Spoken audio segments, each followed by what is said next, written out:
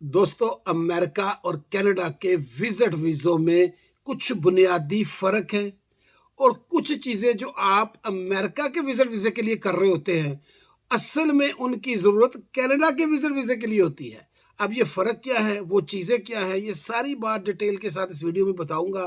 Channel को subscribe कर लीजिएगा, वीडियो को आखिर तक देखिए और कोई लाइक, शेयर, कमेंट कर दिया करें।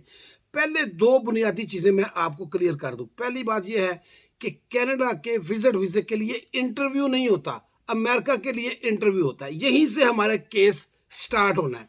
और दूसरी बात जो हमेशा किसी भी वीज़े के लिए ज़रूरी है कि वो देखता है कि ये बंदा जिसको मैं वीज़ा दे रहा हूँ, इसने आकर वापस जाना है, इसकी अपने मुल्क में क्या स्ट्रॉन्ग टाइज हैं जो इसको वापस लेकर आएंगी। ये हर मुल्क के लिए कॉमन है, चाहे अमेरिका, कनाडा हो, चाहे यूरोप हो या ऑस्ट्रेलिया हो। ये 2 चीज़ होगी। अब आ गया जी इंटरव्यू। इंटरव्यू में आपको, अमेरिका के इंटरव्यू में बंदा सामने बैठा होता है, वो आपसे सवाल करता है, आपके डॉक्यूमेंट्स नहीं देखता। आप इतना डॉक्यूमेंट की फाइल लेकर जाते हैं और वो उसको इग्नोर कर देता है या उसको ज़रूरत ही नहीं होती। वो आपका फॉर्म पढ़ता है, आपसे सवाल करता है, उसके ऊपर वो फैसला कर देता है। इधर मामला डिफरेंट है।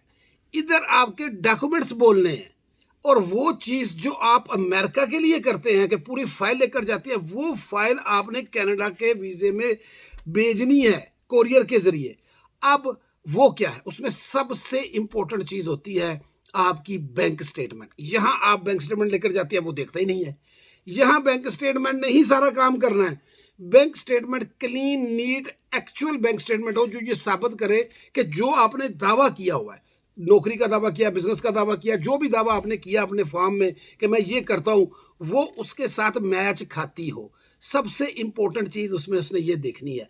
अब यहाँ आपके लिए कुछ आसानी होगी। जो काम आप वहाँ कर रहे होते हैं, सोच रहे होते हैं, यहाँ वो ज़रूरत है, इसलिए आपके लिए आसानी होगी कि अगर आपकी बैंक स्टेटमेंट स्ट्रॉन्ग है। जो आप अक्सर मुझे कहते हैं कि जी हमारे पास बड़ी अच्छी बैंक स्टेटमेंट है, जिसका अमेरिका में कोई फ़ायदा नहीं होता। फ़ायदा यहाँ होता है। हर मुल्क के अपने कुछ सिस्टम भी डिफरेंट होते हैं ना, तो यहाँ उसका फ़ायदा है कि वो जाएगी, वो बोलेगी, ओ अच्छा इस बंदे के पास 2 करोड़ पड़ा हुआ है, इसको हर महीने इतनी इनकम आती है, ये है। अगर वहाँ भी आपने उस वक्त ही 2 करोड़ डाल के भेजा हो तो वहाँ भी रिफ्यूज़ ही होना है। ये पहले भी बता चुका हूँ ये सारी बातें। उनको सब पता है कि बैंक स्टेटमेंट कैसे चेक करनी है। अगली बात, ट्रैवल अरेंजमेंट यानी कि टिकट, रिटर्न टिकट। अमेरिका में आप लेकर जाते हैं, वो ना कभी देखता है, ना पूछता है, ना कोई गल, ना कोई बात। यहाँ पे जो ट्रैवल रिटर्न टिकट है, उसका पूरा प्लान बनाकर आपने साथ भेजना है। चाहे ना खरीदे, लेकिन बुकिंग तो करा कर भेजे। उसको पता हो कि ये इस वक्त आ रहा है, इस वक्त जा रहा है। अगर बुकिंग करा सकते हैं तो बुकिंग करवा लें। तीसरी चीज़, hotel booking, Airbnb booking, friends के घर जहाँ भी आपने रुकना है, रिश्तेदारों के पास, जो भी आपने प्लान दिया हुआ है, वो उसका पूरा रिकॉर्ड होना चाहिए। अब यहाँ आप साथ लेकर जाते हैं होटल बुकिंग, वो होटल बुकिंग को देखता नहीं। वहाँ वो होटल बुकिंग उसके सामने पड़ी होनी है, उसने देखना है।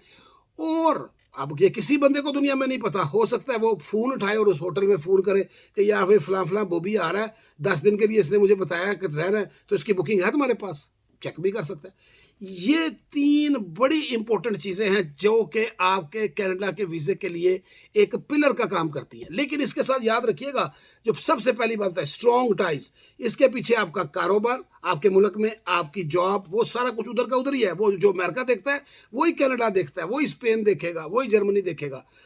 अब आ गई अगली चीज़। अब आपके पास है जी चैम्बर का लेटर। बिल्कुल, जो भी आपका कॉमर्स चैम्बर है उसका लेटर होना चाहिए। अगर है तो ठीक है, जो भी एक्स्ट्रा चीज़ है। आप किसी एसोसिएशन के साथ मुंसलिक है कारोबारी, उसका होना चाहिए। आपके दफ्तर का लेटर होना चाहिए, भी ये बंदा हमारे पास जॉब करता है, अब 10 दिन के लिए कनाडा जा रहा है, वो होना चाहिए। उसके बाद जनाबे वाला आपका कोई भी ऐसी चीज़ जो कि ये साबित करे कि आपका यहाँ ये जैसे स्पोर्ट्स में कोई आपकी है या किसी चीज़ में भी है, वो आपकी टैक्स रिटर्नें होनी चाहिए। जो भी आपके मुल्क में टैक्स का सिस्टम है उसका रिकॉर्ड होना चाहिए। आपकी कोई एक्स्ट्रा एक्टिविटीज़ हैं वो भी सारी उसमें, यानी कि एक पूरा फाइल तैयार हो रही है। और उसके साथ अगर आप टूरिज्म के लिए जा रहे हैं तो आपके पास एक यूनिक प्लान होना चाहिए कि मैं यहाँ यहाँ सैर करने के लिए जा रहा हूँ, वो भी पूरा हो। और जिस जगह का प्लान हो वहाँ की होटल बुकिंग हो। इस तरह आपका केस स्ट्रॉन्ग बनता है। बात उधर की खड़ी है स्ट्रॉन्ग टाइज, लेकिन यहाँ डॉक्यूमेंट्स भी बोलते हैं, क्योंकि डॉक्यूमेंट्स वो देखते हैं। सिर्फ फॉर्म देखकर या आपकी फ़ोटो देखकर फैसला नहीं करेंगे, यहाँ डिफरेंट सिस्टम है। तो यहाँ अगर आपके पास स्ट्रॉन्ग डॉक्यूमेंट्स है, चाहे आपको बोलने का मौका नहीं मिलना, लेकिन आपका केस ज़्यादा स्ट्रॉन्ग होता है। ये नहीं होता कि जी अब स्ट्रॉन्ग डॉक्यूमेंट्स के ऊपर 100% वीज़ा कनाडा देता ही देता है। वो भी अपने सारे जो मैट्रिक्स हैं वो देखता है। लेकिन यहाँ डॉक्यूमेंट्स काम आते हैं, जो जिनको आप अमेरिका में काम लाना चाहते थे ना, वहाँ उनकी इतनी ज़रूरत नहीं पड़ती। उनका मैट्रिक्स और हैं, इनके मैट्रिक्स और हैं। अब इसका फैसला अब आपने करना है कि आपने कौन सा वीज़ा अप्लाई करना है, वो तो आपकी मर्जी है। लेकिन मेरा काम था आपको एक डिफरेंस बताना।